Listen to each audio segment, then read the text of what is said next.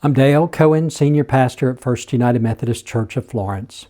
Today I want to introduce you to a quiet, unexpected teacher in the Christian story, a 17th century monk named Brother Lawrence of the Resurrection. Most of what we know about him comes from his letters and conversations, gathered and translated by Carmen Acevedo Butcher and shared by the Center for Action and Contemplation. His life shows us that we don't have to leave our ordinary lives to live in the presence of God. Brother Lawrence was born Nicholas Herman. He fought in the 30 Years' War, was badly wounded, and lived with chronic pain.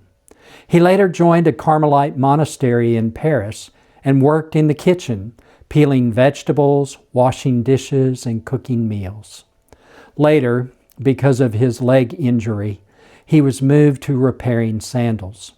None of this work looked especially spiritual, and that's exactly why he is so helpful for us.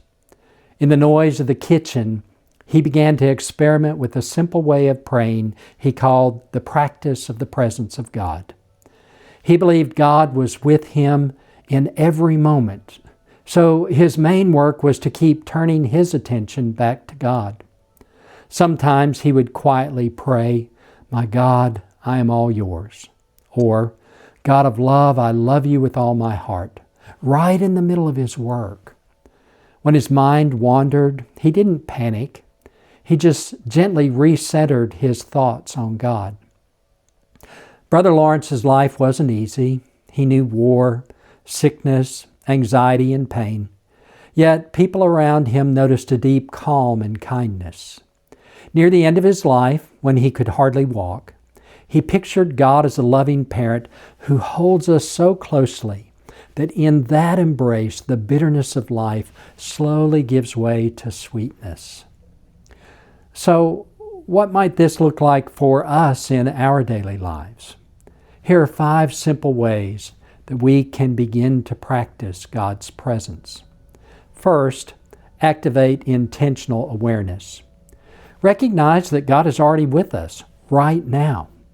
When our minds drift, we don't scold ourselves. We just gently refocus our thoughts with a simple prayer like, "Lord, you are here with me." Second, view ordinary work as sacred. Whatever we're doing, answering emails, caring for kids, even sitting in traffic, we quietly say, "God be with me in this." And we treat this moment as holy ground. Third, focus on intention over activity. We don't have to change our tasks or what we do. We change our purpose. We keep doing what we've always done, but we do it with God and for God. Fourth, maintain simplicity instead of striving. This isn't about spiritual performance. It's about offering small prayers, small acts of love, and small moments of awareness. All it takes is a brief pause, a whispered thank you, a quiet help me. Fifth, exercise trust over control. When we face our worries or our burdens that are too heavy, we say, "God, this is your business too. Help me carry what I cannot carry alone." And then we rest a little more in God's care. We don't practice the presence of God to escape our lives, but to discover that Jesus is already working with us in them. So as we take these small steps, these 5 ways, our days may look the same on the outside, but inside we're learning, along with Brother Lawrence, to live every moment in the loving presence of God.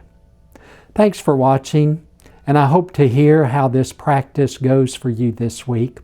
And I also look forward to seeing you next Sunday. God bless.